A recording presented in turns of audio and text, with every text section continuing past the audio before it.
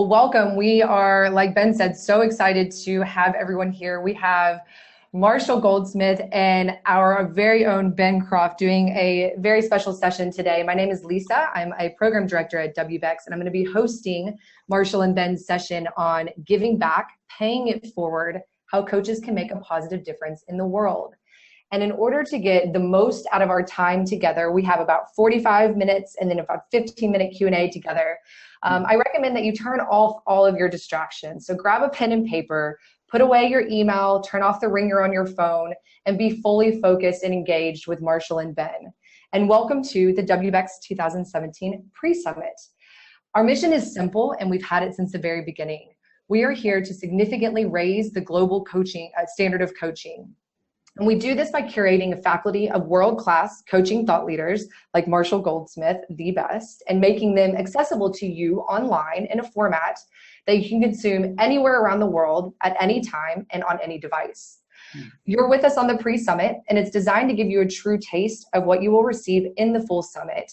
But it serves to deliver standalone value to you whether you buy a ticket to the main event or not. So we're here to open your mind to new tools and techniques, methodologies and frameworks so that you can improve yourself as a coach and deliver a higher class coaching provision. We take feedback very seriously, so let us know at any point during the pre-summit if we can support you better. You can do so by chatting in the Q&A box with us or emailing support@wbecs.com. And we ask that you assist us in our mission of raising the global standard of coaching. And the best way that you can do that is to share these sessions. Like Ben just said, we're live right now on Facebook, so you can hit share with your community, another coaching friend, your colleagues that you know are going to benefit. They're going to love the quality and variety of the sessions that we have this year. And we're also doing some really amazing roundtables and implementation mastery sessions, which I'm going to tell you about at the end of the session, how you can continue talking about Marshall and Ben's session that's coming up. Where you can learn deeper. And if you're happy to help us spread the word, simply type the word happy into the Q&A box, and we're going to send you an invite to share with your communities. So let me get us started. Today we have an incredibly special session, and I'm so honored to introduce Dr. Marshall Goldsmith and Ben Croft. Dr. Marshall Goldsmith was recognized as the #1 leadership thinker in the world and the top 5 management thinker in 2015.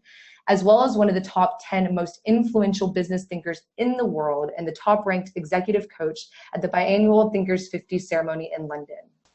Dr. Goldsmith is the author and editor of 35 books, which have sold over 2 million copies. They've been translated into 30 languages and become bestsellers in 12 countries.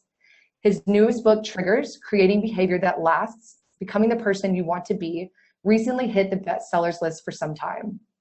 He's written 2 New York Times bestsellers, Mojo and What Got You Here Won't Get You There, a Wall Street Journal #1 business book, and winner of the Harold Longman Award for Business Book of the Year. We're also going to be doing a bonus session with Marshall next week, Tuesday, June 27th. So on your pen and paper that I asked you to take out, write down June 27th at 10 a.m. Eastern, and it's going to be a session that's called What Got You Here Won't Get You There, a special bonus session by Marshall Goldsmith. Marshall is one of the select few advisors who have been asked to work with over 120 major CEOs and their management teams.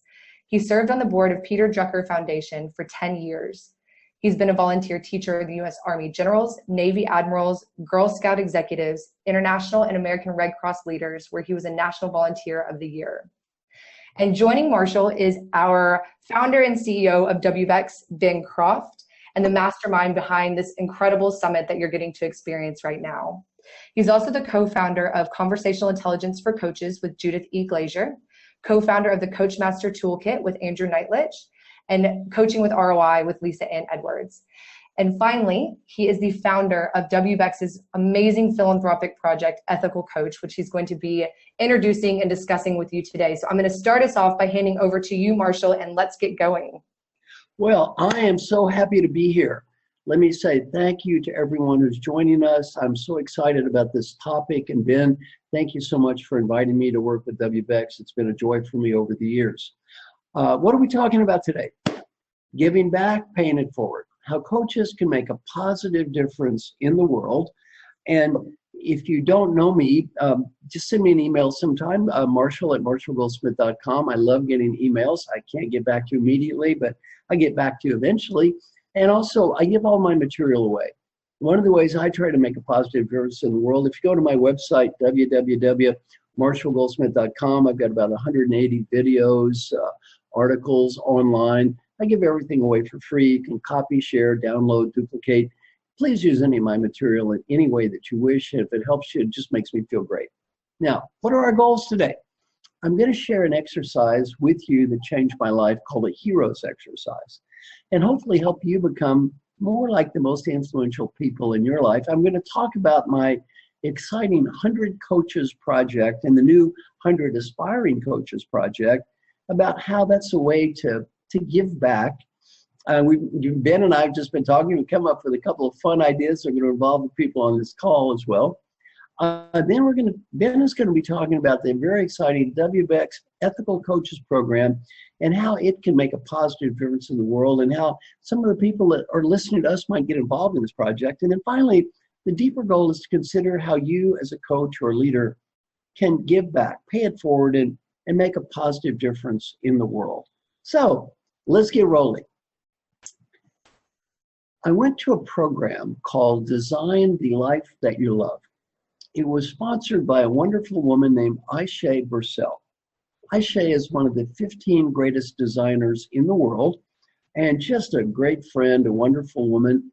I met her as a coach when I was coaching the CEO of a company called Herman Miller. Herman Miller, one of the world's largest furniture companies, and she was actually a furniture designer. I just met her randomly interviewing key stakeholders of their CEO, Brian Walker, excuse me. So when I interviewed her, we got to know each other and became friends. Well, years later, she wrote a book called Design the Life You Love. I go to a program she puts on, and I'm going to share this exercise with you. I think it's a great exercise for you to do yourself, and it's a great exercise for you to share with your clients. She said, write down the name of your heroes. Who are your heroes? So I wrote down all of my heroes, and these were wonderful people. People like Peter Drucker, and Richard Beckard, and Bob Tannenbaum, and Alan Mulally, Francis Hesselbein. They were all great teachers, and they're people that really helped me in my life so much. And then she said, why are they your heroes?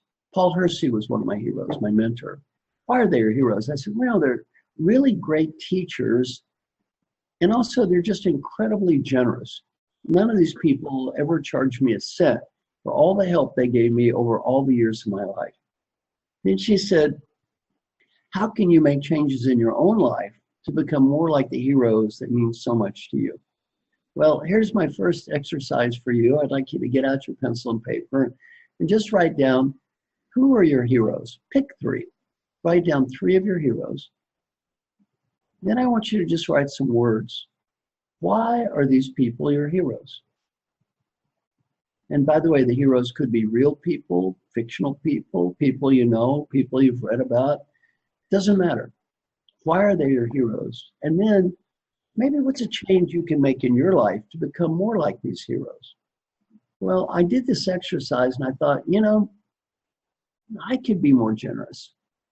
I could do more to help others in the same way these people helped me. And in the same way, I'm not a copy of these people. I use what they taught me almost every day. I mean, I've gotten so many nice awards. I'm just getting one from Ben that means a lot to me. And I did get ranked #1 executive coach. One of my heroes was Dr. Paul Hersey, and he taught me a great lesson. He said, it is very easy to appear tall when you stand on the shoulders of a giant. Well, I feel like I've been very blessed to stand on the shoulders of many giants. And these people gave me so much that I thought I could give back more and be more like these people who were heroes to me. And it's my way to honor them. So I came up with an idea. I said, I'm going to give away everything I know to 15 people. I'm going to teach them all I know for free. I'm going to give them lifetime coaching and mentoring. And the only price is when they get old, they have to do the same thing, kind of pay it forward. Well, I made a little LinkedIn selfie video. It's a very primitive video on LinkedIn. And I just sort of sent it out to see what would happen. It turned out it's the most widely viewed video in the history of LinkedIn. About 250,000 people watched the video. I ended up with 12,000 applicants for the 15 positions when I've decided to expand this now from 15 to 100. So then I decided I'm going to adopt 100 coaches. I'm going to teach the 100 people all I know. And the goal is not for them to become some mini version of me. The goal for them is to use what I've learned in the same way that I use what all the heroes that helped me learn. Peter Drucker, Francis Esselwein, Alan Mulally, and just to help them in the same way. So what happened is I began with our first 25 coaches, and some of them, Ben, have been with you on WBECS. Alex Osterwalder ranked #1 strategy thinker in the world. Whitney Johnson, you just mentioned, fantastic woman in the area of disruption, a great thought leader. Pavel Model from Poland and HBR. Aisha Bursell, I mentioned, the great designer. Herminia Ibarra ranked as one of the top leadership and business thinkers in the world in Thinkers 50. Have people, General Bernie Banks from the Kellogg School, Carol Kaufman, Ben, who you know from Harvard, Praveen Kopali from Dartmouth, Sonia Singh from Duke, Clark Callahan also from Harvard. External coaches who, Ben, you know, David Peterson, who you recommended, Judith Glazer, who you know very well, Michael Bungay-Stanier, Doug Winnie, Everett Alexander, just great people in leadership development, Kathleen Prakash, and then some organizational leaders. Aisha Evans ranked as one of the top future leaders in America for women. Deborah Board, another future potential CEO.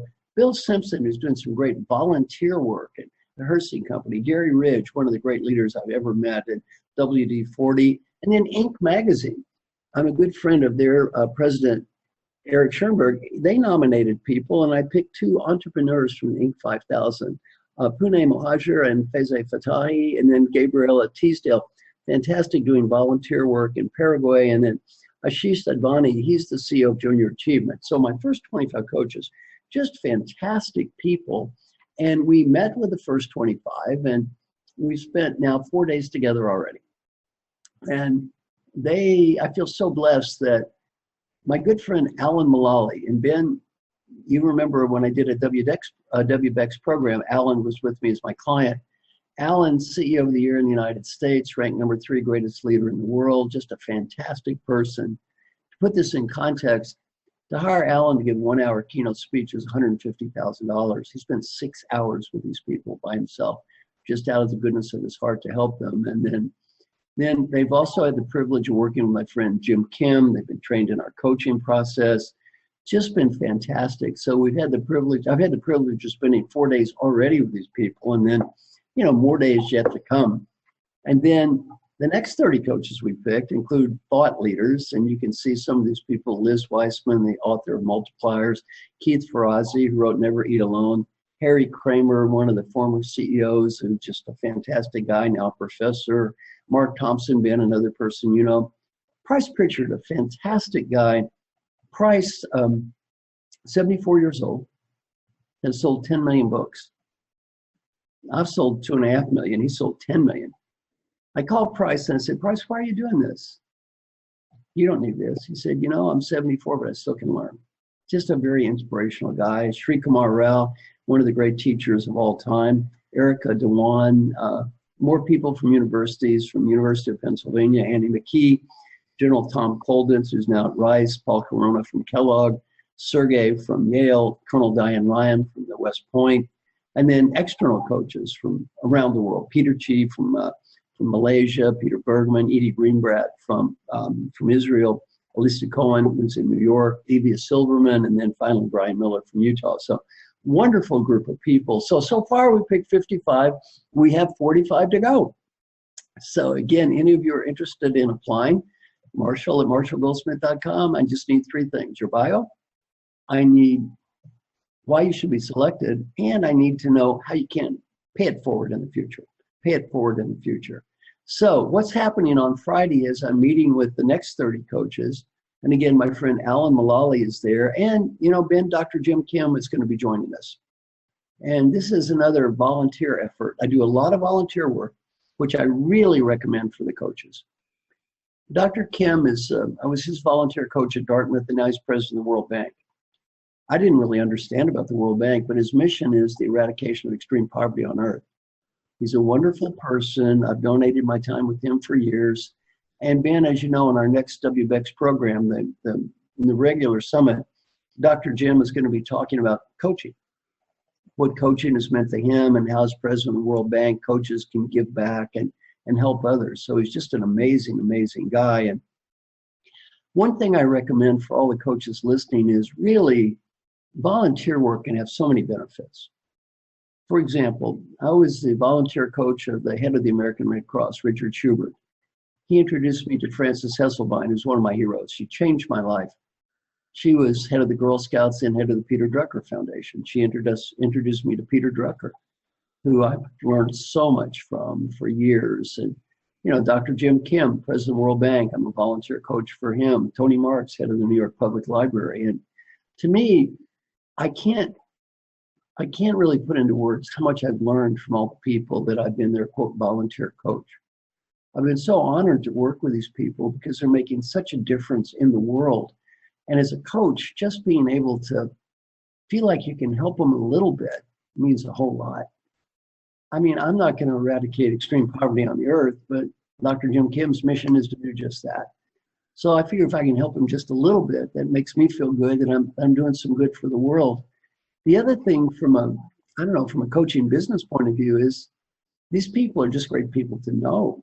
They know lots of other important people. They have great relationships, and it's just they're wonderful people to hang out with, get to know, and also you can do good and at the same time move your career forward. So I think it's just a totally positive idea. And again, we have HR leaders from Lainey from Citigroup, Patricia, Deanna, Jasmine, just wonderful people from for-profits and not-for-profits. And some of the others, Eric Schoenberg, president of Inc. magazine, just a wonderful guy. He wants to pitch in and help. Jim Citron, #1 search person in the world. Brown Johnson, executive producer of Sesame Street. Paul Hill, mission control director at NASA. Mike Sursak, COO of the #1 private equity firm in the world. Kevin Cook, CEO of his own company. Talisa Yancey, future CEO of a huge insurance company. And Rob Nail, he's the CEO of Singularity University. Just a wonderful, wonderful group of people. And the staff in our project. Well, the first member of our staff is my friend Alan Mullally, who is just, you know, Ben, am I correct that my work with Alan, when I did it with you guys, that is online in the archives? Is that correct?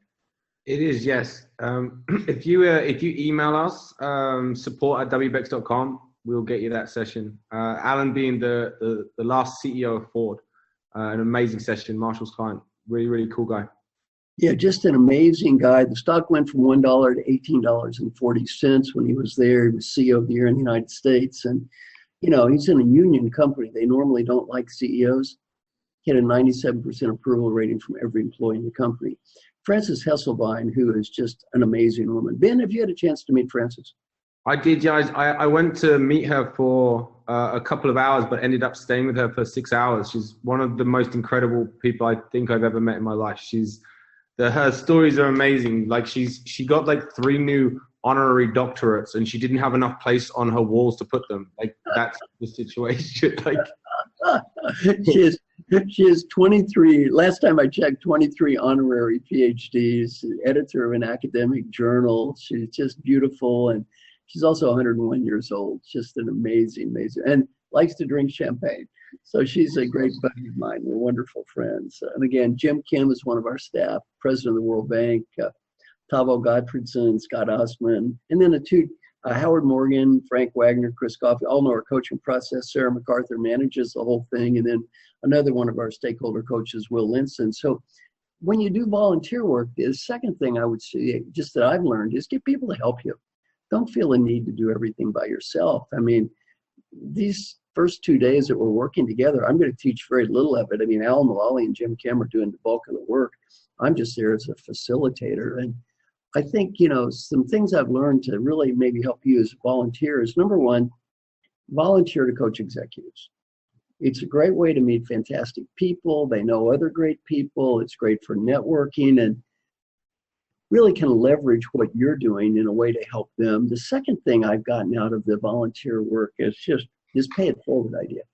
Try to create an environment where you help people, and the only charge is when they get old, they do the same thing. They pay it forward. I think it's just been a wonderful concept, and hopefully it's something that you can use in your own way. Bill Gates is giving away money. And I think it's really admirable. He's given away almost everything he owns. And then he talked Mark Zuckerberg into doing the same thing, Warren Buffett too, doing the same thing. They're raising billions and billions of dollars. That's a wonderful thing. The problem is, if I give you money, I don't have the money anymore. If I give you knowledge, I still have the knowledge. The knowledge doesn't go away because I give you knowledge. Well, I think as a coach and as coaches, we can give away what we know. It doesn't hurt us any. And it's just a great way to help other people. To the degree we can coach people, and help them help others, it just totally leverages our contribution in the world. Now, the first 100 Coaches project, we have the first 25 has spent 4 days, 2 sessions so far. The next 30, we're spending 4 days and 2 sessions coming up. And then I'm going to select the next 45. There's going to be mostly from outside the U.S. The other thing I think is great in terms of being a volunteer is don't restrict yourself to your geography. So the next 45 are going to be mostly outside the U.S., really looking for diversity. We have some people who are traditional coaches, some people who are leaders, some people who are college people, some people who are thought leaders, really looking for diversity. And then we're going to have ongoing training. Now, Ben and I have talked about this. This is not on the agenda, but it's a new project. I'm going to be doing 3 two-day programs where I try to teach people pretty much all that I know. And, you know, I don't want to sound modest, but 2 days is a lot.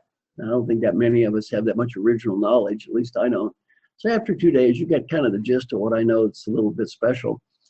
And Ben and I have talked about it. And so at least 2 or 3 of the people listening in right now, all you have to do is send me an email, marshall@marshallgoldsmith.com. Say you'd like to come to the 2-day program, why we should select you, send your bio, and then we'll be happy to consider you for these 2-day programs, because I'm going to be doing 2-day programs for as many people as I can for free. Again, the only cost is hopefully when you get older, you can do the same thing, or you can do the same thing now. So I think it's just been a real fun idea. Now, let me give you the only kind of criticism that came from this project. Kind of hard to criticize it, even online when people criticize anything, because some old man is giving away everything he knows, and then all you got to do when you get old is do the same thing. So it's kind of hard to be too negative about it. The only criticism I got was this. The first 55 people we've selected have all been so high up the food chain. I mean, we're talking 5 of the Thinkers 50, 5 of the top 50 business thinkers in the world, and you know, people like Keith Ferrazzi, Graham's author, Jim Citron, just fantastic people. The only thing was, well, why didn't you pick younger people or people that maybe weren't so distinguished? Well, the reason for that is, I mean, when I met Peter Drucker, I was already ranked one of the top 10 business thinkers in the world. So I still learned a ton from him. And the idea is with the first 100, we're trying to select the best people we can because we're asking them to give back. And we wanted to select people who really had a lot to give back themselves. Not that they'd be some small version of me or Alan Mulally or Jim Kim, but they would take everything we taught them and then, you know, do it in their own way. But I listened to all this feedback online and I thought, well, this is a good idea. So now what we're going to do is we're going to pick another 100 coaches. This is called the 100 Aspiring Coaches. If any of you would like to apply for the Aspiring Coach program, please do. You're going to get the same training as everybody else at the same price. It's all free. And just when you get old, you have to give back. Selection criteria for this group is they're probably going to be somewhat younger, more people from developing countries, maybe countries that haven't had so much opportunity as us, people that haven't had so many opportunities. I mean, I've had many blessings, and people that have great plans to pay it forward in the future, maybe not quite as distinguished as Whitney or Sunyan Singh or, you know, some of these other people, Jim Kim, that we've selected to be part of the program. Maybe not today, but someday maybe will be. And these are aspiring people. And the idea behind this program is the first 100 are going to pick the next 100. And in this program, we're going to try to give everything away to these people. If any of you would like to apply for the Aspiring Coach program, please, same thing. Send me an email, write 100 Aspiring Coaches, marshall@marshallgoldsmith.com. If you've already applied, by the way, you don't need to reapply. We can take your application and consider it. But write 100 Aspiring Coaches, and then just 3 things. 1, your bio. 2, why you should be selected. And 3, how you plan to pay it forward in the future. Now, next, I want to go over to Ben, and this is something I'm so excited about. This is the WBECS Ethical Coach Project. To me, very honored to be associated with this project. It's another great example of coaches trying to give back to the world, pay it forward, do something that makes a positive difference. So Ben, to start with, give us an overview of the Ethical Coach Project, just a broad overview of the project itself. Okay, so the Ethical Coach Project is all about putting together leading coaches with not-for-profits, charities, and social enterprises, and enabling them to increase their organizational capacity. So enabling them to serve more people in need by making them more efficient and more effective in what they do through the coaching. Mm-hmm. What led you to this idea? What made you come up with it? Well, we have a very unique community in that we have built what is now the world's largest network of executive coaches. Mm-hmm. And the caliber of our coaches in our network is incredibly high. So if you, for example, to take the top 20% of the highest performing coaches in the world, I'd say we have probably about a good 2/3 of them in our network. And between our coaches, we have a presence in almost all corporates in the world, in 149 countries. Now, this presents a number of opportunities, but most exciting to us is the opportunity to partner with the coaches and to match them with charities, NGOs, and not-for-profits, specifically focusing on those organizations that work with children. So really, what I did is I set up Ethical Coach because I wanted to find a way to support coaches in utilizing the incredible coaching skills that they've acquired to have the most profound impact in the world. And this is how we identify supporting children's charities through the power of coaching. If you look at the future, what's your vision for Ethical Coach? Okay, so we've got a very well-defined sort of vision or mission, as it were, in that we want to eventually set up the infrastructure to be able to support 64,000 NGOs and non-profit leaders each year in accessing coaching. We want the coaching to then result in the organizations increasing the efficiency and effectiveness of the organizational capacity so they can help many more children in need. And we've actually got a KPI on that where we want for each coaching engagement to result in 100 extra children being served that wouldn't otherwise have been had it not been for the coaching. So 100 children gaining access to HIV drugs, 100 extra children gaining access to disability equipment, 100 children gaining access to blind equipment, etc. So 64,000 coaching engagements times 100 equals 6.4 million children served every single year that wouldn't otherwise be, is our vision and our mission.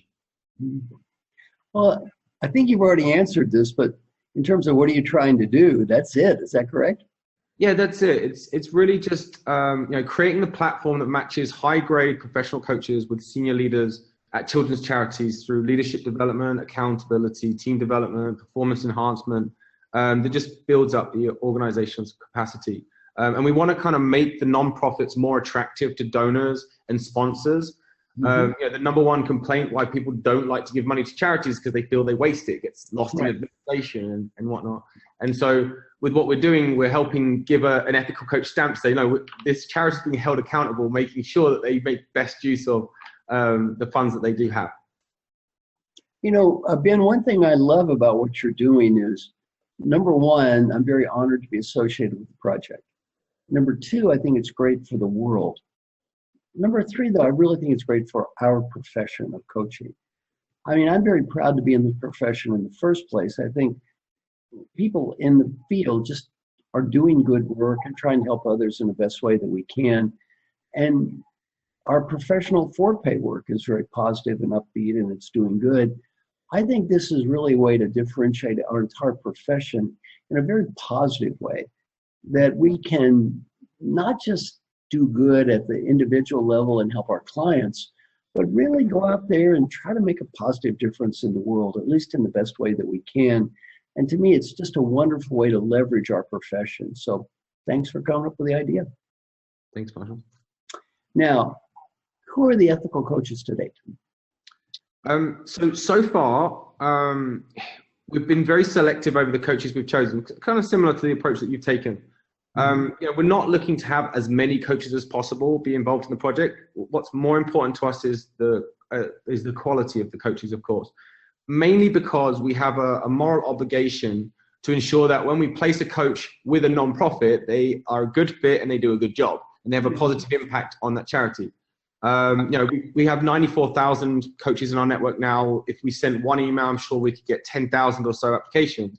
But instead, what we do want to do is we've started by hand selecting the very best coaches in the world. And then we'll grow slowly, carefully, and organically. So Marshall, of course, you are our very first inaugural ethical coach. And we're very, very honored to have you on board supporting the project. We also have, as you said, Frances Hesselbein, and a number of your 100 coaches first cohort, including Judith Glazer, Carol Kaufman at Harvard, David Peterson at Google, and Michael Bungie-Stenier. And we're also working with some amazing coaching luminaries like Professor David Clutterbuck, who's actually going to be coming to Ethiopia with us, and David Drake, and also Professor Peter Hawkins has offered to lead the coaching supervision with Lisa Ann Edwards, supporting the measurement of ROI, so we can actually get a good ROI on what the nonprofits gain from this. What are some of your next steps to achieve these goals? Yeah, so what we're going to be doing is we've kind of got a series of stages. Our first stage was the kind of initial fundraising, which basically involved me working with WBECS for the last 7 years, 8 years, saving up money, trying to put some aside every year so that we had like a war chest, as it were, to be able to launch this. We've now done that. I've been saving up quite a bit of money. And I did a couple of partnerships with the Harvard Institute of Coaching and also with Forbes magazine. So it added a little bit more money. I've also been building up our team to free myself up to be able to spend more time on the project. So we now have 26 employees, all of whom will be contributing to the project infrastructure build. As part of phase 3, we're going to implement our first project, which is where we are now. And this will take part in Ethiopia. And I'll discuss that in a moment. But as part of this phase, we're going to build upon our leadership and support volunteer teams, which is what we're doing right now. And this is an opportunity for everybody listening to be part of what we're doing and be part of Ethical Coach. And then following this initial project in Ethiopia, we're then going to recruit the next 200 high-level coaches and deliver the first set of coaching engagements, and monitoring closely the results, capturing best practice so we can build upon our knowledge base for the non-profit coaching.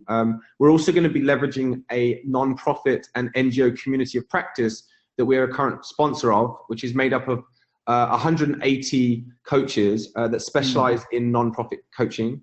But as time goes on, we build up our team, then we want to grow our coaching cadre and eventually aim to get to 32,000 coaches, each delivering 2 coaching engagements a year, with each coaching engagement involving around an hour and a half of coaching every 2 weeks. It's not a huge commitment. It's wonderful. It's wonderful. If you had to say, how's it going so far? How's it going? Everything is going great. As I said, we have some initial funding, most of which is coming from myself personally through WBECS. And also, as I said earlier, we have some funding from our partnerships with Harvard and Forbes. We will look to build upon those too. The website is now designed and will be launching in the coming months, which includes fantastic content from you, Marshall, also Judith and Mark Thompson, Frances Hesselbein. And the site will also detail more about how you can get involved and tell the story so far. We actually took a film crew with us to Ethiopia and filmed a mini documentary, so we can also include that. And we have just brought on board a head of research who will build upon the initial research we conducted into the specific needs of NGOs while we're in Ethiopia. Now, let me tell you a bit about Ethiopia. In January, we are putting together on a workshop for 400 NGO leaders in Addis Ababa. The objective of the workshop is for them to gain a great introduction to coaching.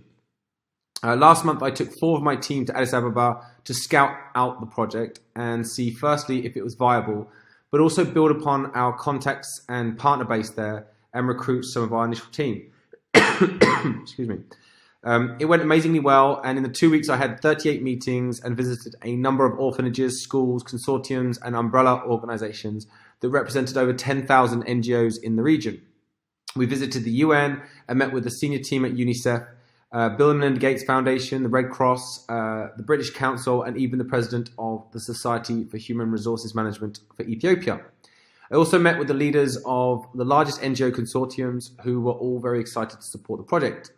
For the Ethiopia project, our plan is to take 10 coaches to Ethiopia in January and deliver 2 workshops with 200 NGO leaders in each, so 400 in total. On each day, there will be an opening keynote, and then 20 NGO leaders will go into each group and attend 3 different facilitated workshops throughout the day with a coach and, as I said, 20 other NGO leaders in each one. The breakout groups they will join will be specifically assigned to them based upon an initial application that they fill out, which will also serve as a needs assessment, so they can gain a provision that is specifically tailored to their needs, and this will be delivered by a coach with specific skills in that area. Following this, we will then be doing a closing keynote, and then for those that get really excited about what they've experienced, they will be invited to apply for a full 1-year coaching grant. And we are hoping to have the 400 NGOs that attend from those groups. We will get 40 high quality applications. Then each of the coaches will select 4 of them to do a site visit with them. And with those 4 that they visit, they'll be meeting their teams, getting to know their organizations better, and assessing their coachability. And then from those 4, they will then pick 1 or 2 of them who they will coach virtually over the next year. If this goes well, we're then going to hope to expand it globally and looking to run additional projects around the world. If anyone's got experience in managing lots of volunteers, please come forward and say, I would like to help with that. That would be really useful. But yeah, overall, I couldn't be more happy, Marshall. It's my dream. It's what I want to do. You know, like I'm not one of those people that's really into making lots of money.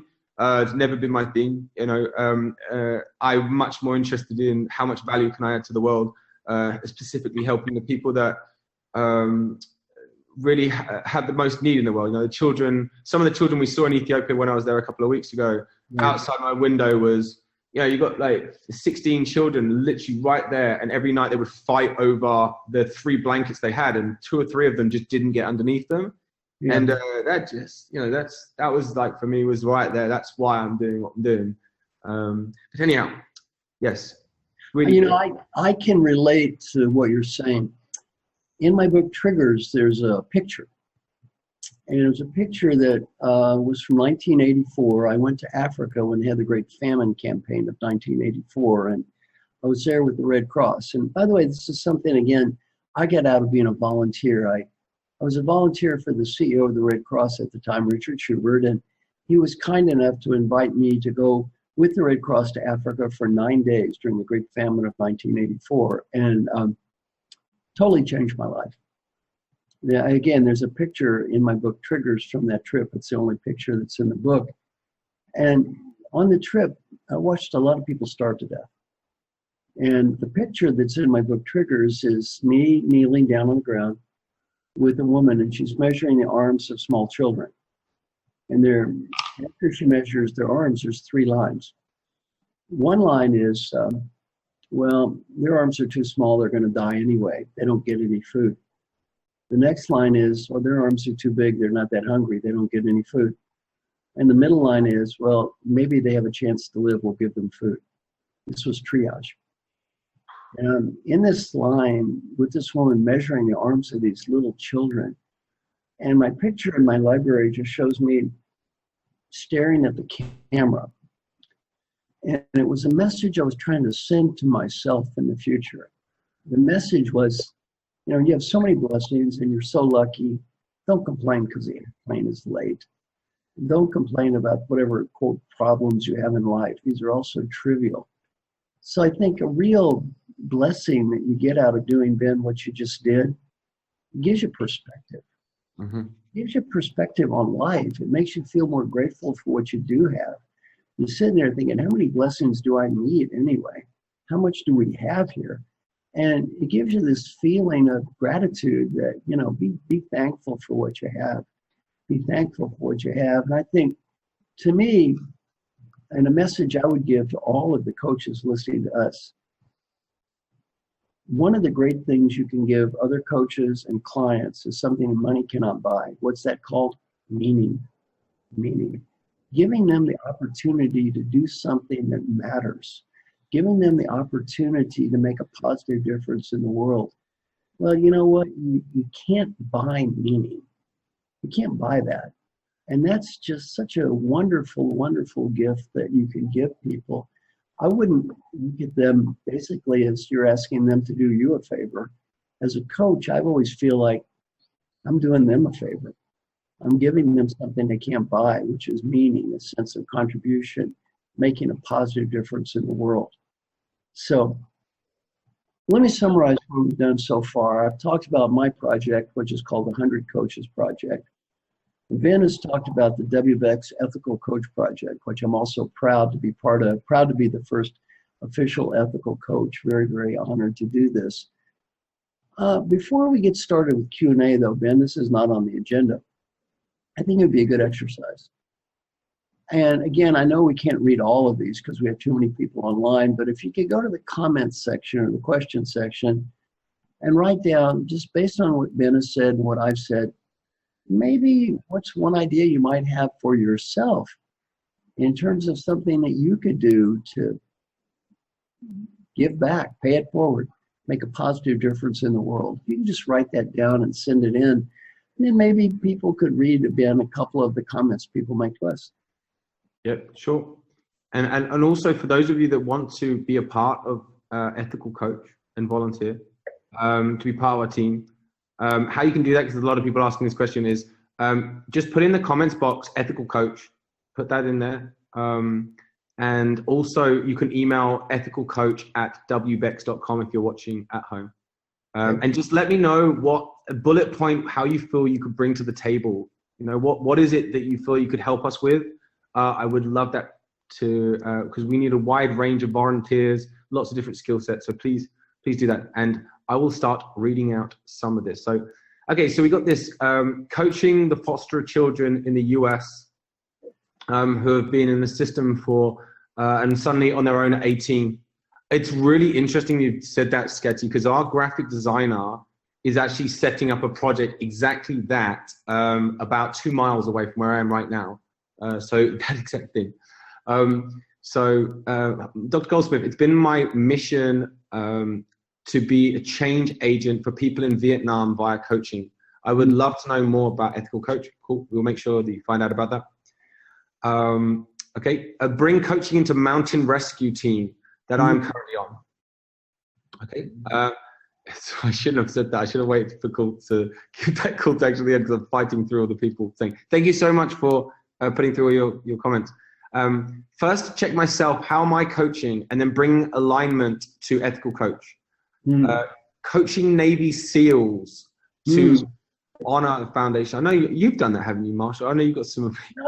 I've coached a lot in the military, but not specifically with SEALs. I can understand. It's a wonderful thing. I've got a couple of good friends that do it, though. And you know what? Back to Ben, like I said about everything else, the 2 women I know that have done this, their attitude is whatever they have given pales in comparison to what they've received. So I think that's true for a lot of what we're talking about. Yes. There's a lot of people, someone mentioned leading through Girl Scouting and other, that's what Frances Hesselbein obviously did. She's the CEO of the Girl Scouts of America. Okay, thank you very much for your comments. There's so many coming through, Marshall. But yeah, as I said, just for those 2 things, like one is for Marshall things is to email marshall@marshallgoldsmith.com. Make sure you do. It's very, very generous. And then, you know, to be part of Ethical Coach, make sure you email ethicalcoach@wbecs.com. It comes directly to me. That email address I look after. Excuse me. And so make sure that you send me how you can help, how you feel you could add value. You know, everything from project planning, implementation, event planning, program design, needs assessments, research. We just hired a new head of research, which we're very excited about. But please, just anything at all, and just bullet point how you can help, or you can put it in the chat box as well. So, okay, do we want to go on to Q&A now? Marshall, do you have... Let's do it. Why don't we do this? I'd like everybody to take a deep breath. Deep breath, deep breath, deep breath. And now, and again, I'm not too big on form here. Any question you have for Ben, any question you have for me, Any question is fine. It could be related to what we've talked about or just anything else in life. That's what we're here for. And again, Ben, two more things I'm going to do. One, I'm going to go through the basics of my coaching process again at WBECS. When is that, Ben? Next Tuesday? On Tuesday. Does somebody want to mute themselves and tell us? It's Tuesday, June 27th at 10 Eastern, 10 a.m. Eastern. Yes, and you can register for that at WBECS.com. Just go to WBECS.com and you can find that session there. So even if you've registered for other sessions, you can register for this session and others by going to WBECS.com. Very simple. Perfect. All right, that's one thing I'm going to do. And again, the other thing is really just go ahead and make an application. If you'd like to come to one of the two-day programs, be one of the 100 coaches, one of the 100 aspiring coaches, I would be honored to look at your applications. So Ben, do we have some good questions? Okay, yes. Lisa, do you want to do the questions? I would absolutely love to. So I'm going to ask this one to both of you. Marshall, I'll start with you if you want to answer it first. But this is from Michael. And he asks, what is one thing we can do as coaches to forward the professionalism of our industry? I think one thing you can do, it's certainly not the only thing, one thing you can do is to really keep doing the things that we've been talking about on this session, to really communicate that this industry is about helping others. It's about giving back. And it's not just about helping rich people get richer. There's absolutely nothing wrong with that. It's also about the contribution we can make in the world. So we're both, doing good in our day-to-day job for pay, and we're trying to go beyond that as an industry and do good in our day-to-day work, which is not for pay. Ben, what's your thoughts? Yeah, I would echo your thoughts. What we actually want to turn ethical coach into is some form of retirement plan for coaching. I don't know if that sounds terrible or not, right? So it's like when you get to the point when you're retiring as a coach, you're kind of at your pinnacle of your career. Like you've learned, like as Marshall said, you can't unlearn things. So you've got all these tools, these methodologies, these frameworks, and you probably love what you do because you're really good at it. And so you don't want to retire, but you might want to stop that chasing coaches thing. And so chasing clients thing, I should say. And so what we want to do is we're trying to create something that you can carry on doing forever. And we'll just keep giving you charities and not-for-profits that you can work with and keep loving it. But to get the most out of that, this is what I'd say is be a brilliant coach. Like keep learning, learn how to learn from the best people in the world. Like Marshall, that's what Marshall did. Marshall, you found some of the most amazing, incredible people in the world to learn from. And obviously developed your own material from your own work and everything from that as well. But when you're given an opportunity to learn from the best in the world, i.e. from Marshall, don't like knock it, don't do everything you can in your power to make that happen. And so I would say, learn, but learn from the very best in the world. That would be my recommendation. Okay, the next question I want to ask is, I'm actually going to ask two questions in one. So one is from Lourdes, who says, what advice would you have given yourself as a starting coach? And the second part of this question is going to be, how, as a beginning coach, how do you give so much of your time to still make enough money in their practice? Okay, let me try both of those. And who is this from again, please? The first one is from Lourdes, and the second one is from Jamie. Okay, well, let me give you my thoughts on both. First, I'm going to start with the second one. Don't feel a need to do all of this at the beginning of your career. I certainly didn't feel that need. I don't think you should, and you don't have to be ashamed. There's nothing wrong with having to make money when you need to make money. So there's nothing to be ashamed of there. And, it's perfectly okay earlier in your career just to bust your butt and make some money. And, Ben is talking about after you save some, it's a little easier to give it back. Don't feel ashamed of that at all. That doesn't mean you can't do something a little later in the day, but don't feel the need to do everything right now. That's my first advice. My second advice to the younger coaches listening in is, I'm going to give you the best coaching that I didn't listen to. It came from one of my heroes, Dr. Paul Hersey. I met Dr. Hersey just purely by luck, and he was a brilliant man. A co-inventor was Ken Blanchard of situational leadership. I followed him around, tried to learn to do what he did, and one day he became double booked. He said, Marshall, can you do what I do? I said, I don't know, Dr. Hersey. He said, look, I need help. Can you do this? I said, I don't know. He said, I'll pay $1,000 for a day. I was making $15,000 for a year. I said, sign me up, coach. I did a program for the Metropolitan Life Insurance Company. They were totally pissed off when I showed up because it wasn't him. It was very successful. I was the top ranked speaker that they had. They called Paul back and said, send Marshall again. So Paul said, do you want to do this again? I said, sign me up. That's how I got into this business. And after a few years, though, Paul called me in the office. He said, Marshall, you're making too much money. You're too successful. He said, you're really not investing in building your brand. You're not writing. You're just running around selling days. And he said, nothing wrong with that. You'll be very successful and make a pretty good living, but you're never going to be who you could be. For 12 years, I think I lived that out. If I had to live those 12 years older, 12 years again, I would do it different. My advice is, even at a young age, invest your time in the future. Really build a brand, have a personal identity, be the world's expert at something, or start striving to be the world's expert at something. And don't get so busy doing the work that you forget about building your own future. Don't get so busy doing your job you sacrifice your career. And I would really challenge people. It's not easy. Not a lot of gratitude you get for this. There's no short-term satisfaction. Nobody's going to pat you on the head and say it's wonderful. In the end, though, that's what pays off. You really need to build a brand, really focus on expertise, really focus on being something unique and different than everyone else. And it's not easy. It requires a lot of effort, a lot of time, a lot of work. The younger you start, the better off you're going to be. So at least that's my advice. What do you think, Ben? I think you said it perfectly. I couldn't agree. I couldn't agree more. And I think, you know, when you're first starting out as a coach, you know, get your foundation down. You know, like you have the stronger your foundation, the more you're going to be able to help people in the future. That's what this is my 10th year in business now, and I've wanted to help people from minute one. You know, and I kind of put my toe in the water to help, and I've done some projects here and there. But really now I've got an established business, I've got an established team and things like that. I can really help, and I've got so much more time and more resources to be able to help. So to make sure that you're not just giving, making sure you're looking after yourself first, because that will give you a stronger foundation. So I agree. Okay, Lisa? That actually was coming to my next question, Ben, and it was about Ethical Coach. And just, I want to share a little bit about this too. So Ben, when him and I first started working together 3 years ago, he was talking about Ethical Coach without it having so much shape to it. So the question is coming from Aaron. Ben, did you always know you wanted to contribute through WBECS in this way, or did it evolve as WBECS grew? What was your process, and how did you make it grow? And any advice that you'd give for someone who wants to give back as their career is progressing, how to form it? Yes, so a simple answer for that, right? So when I first started out in the coaching industry 12 years ago, I attended this session when it was based on the work of Buckminster Fuller.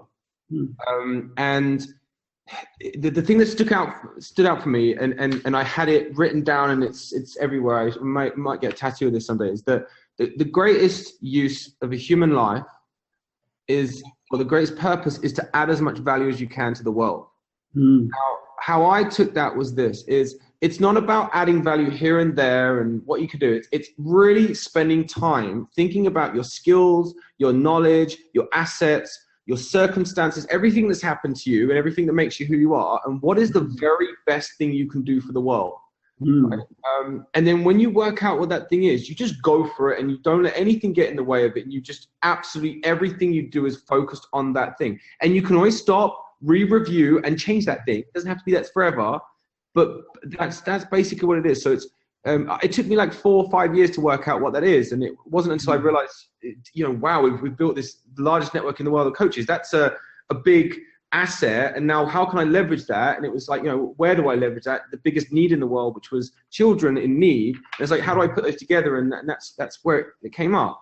But really, when I was just looking at what's the biggest value that you can add to the world, that's the question that everyone should be asking themselves. And that's what I did, and that's how I got to that answer. So I hope that helps.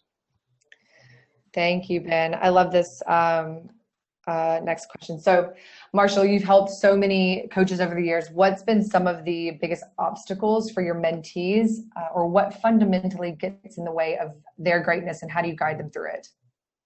I'm not just going to speak for my mentees. I'm going to speak for myself in terms of the biggest obstacle. I feel the biggest obstacle of every coach I've ever trained, including myself, is the ego of the coach. At some level, we want people to get better so we can look in that mirror and feel good about ourselves. Me, me, me. Well, the person I coached that improved the most, I spent the least amount of time with. The person the coach I spent the most amount of time with didn't improve at all. I didn't get paid. And I learned a hard lesson.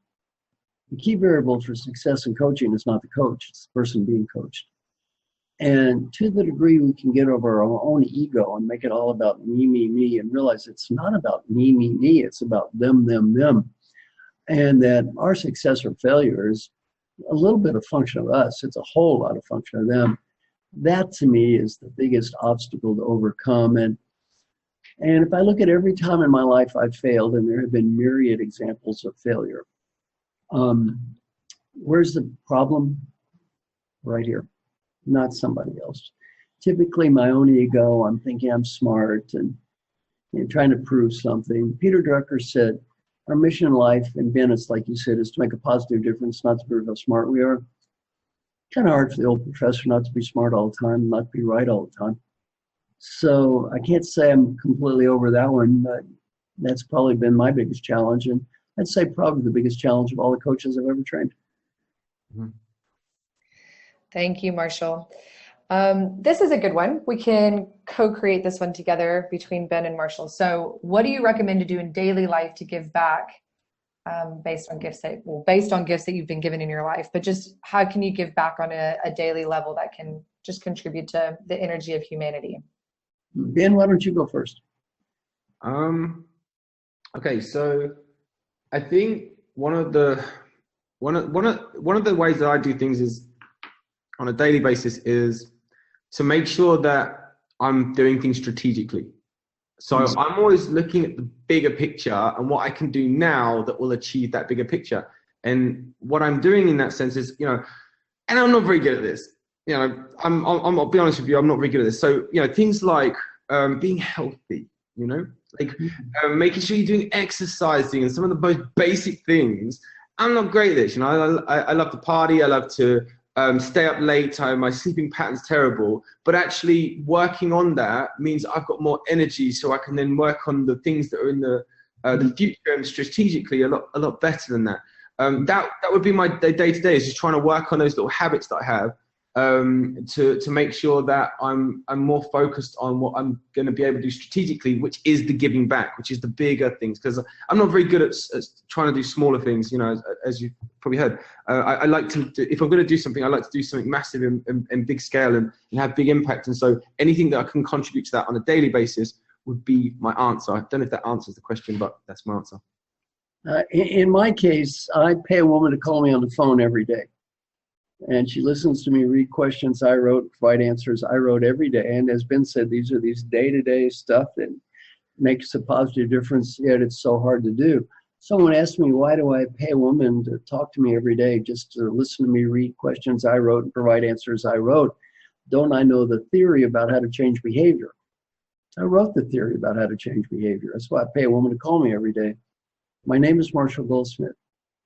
I was ranked as the #1 leadership thinker in the world and the #1 executive coach in the world. I pay a woman to call me on the phone every day just to listen to me read questions I wrote, provide answers I wrote every day. Why do I do this? My name is Marshall Goldsmith. I'm too cowardly to do this by myself. I'm too undisciplined to do this by myself. I need help. It's okay. It's okay. We all need help, and it's okay. By the way, don't just give coaching, get coaching. Don't just give coaching, get coaching. I need help. Hey, Ben, how many of the top 10 tennis players have coaches? Every single one of them. Of course they do. Why? They're smart enough to admit they need help.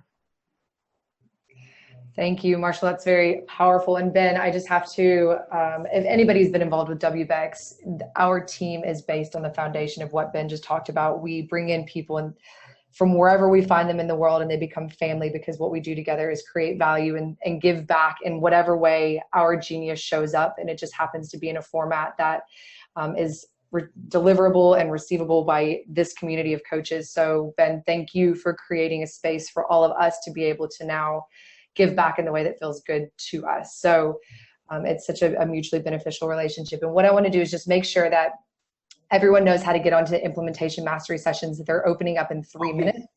So I'm going to share my screen, show you how to do that. But before I do, I would love to just ask one more time if you guys are open to sharing this with your communities, your coaching friends, your colleagues. Type in where you're typing in the Q&A box right now. Type in the word happy. We're going to send you an invite, and we're going to send you some information that you can send out.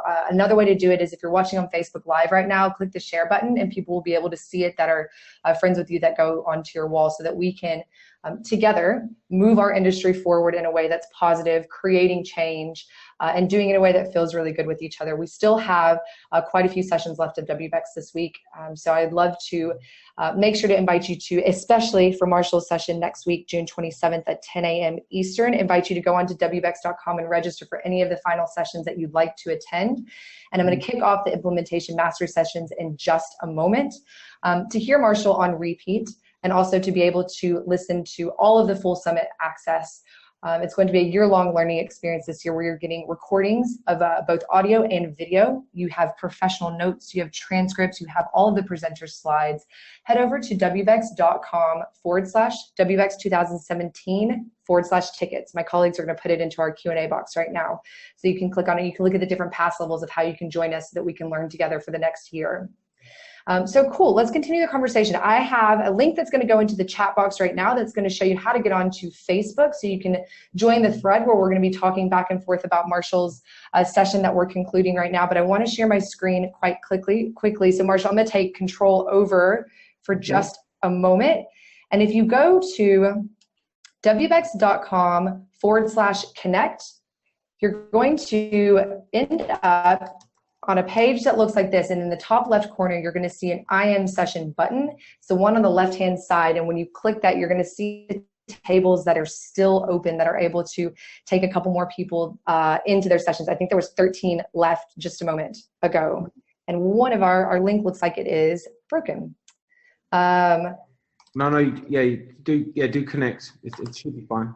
Picked it up. Okay, cool. So if you go to Access IM Sessions, there's going to be, let's see how many are open for you guys. They're going to open in 1 minute, so jump over quite quickly. This is for June 19th. So you'll see we have 6 seats here, 1 here, 6. So if you go into the table, there's going to be a question mark over an empty seat. Just make sure when you put in your email, go over to your email address and grab that link. That's how you're going to enter. And they're literally opening up as we speak, so they're going to sell out in just a second. So jump on over, grab a session that you'd like, and continue the conversation that we just got to have with Ben and Marshall. And thank you both so much for such a powerful session. This is humans being humans, and this is how we can do it on a really big level together. And Ben, there was such a influx of support for Ethical Coach, Marshall as well for your top 100 coaches. So I'm really excited to see who on this session gets to come and work with both of you and all of us in the capacity of giving back in this world. So thank you both for being here. Thank you, Lisa, for hosting us. Thank you for being here, Marshall. You're so welcome. Thank you. We'll talk to everybody soon, and we'll see you on our next session. Have a wonderful day or evening or morning, wherever you are in the world. We can't wait to see you again. Bye. Bye, everyone. Take care.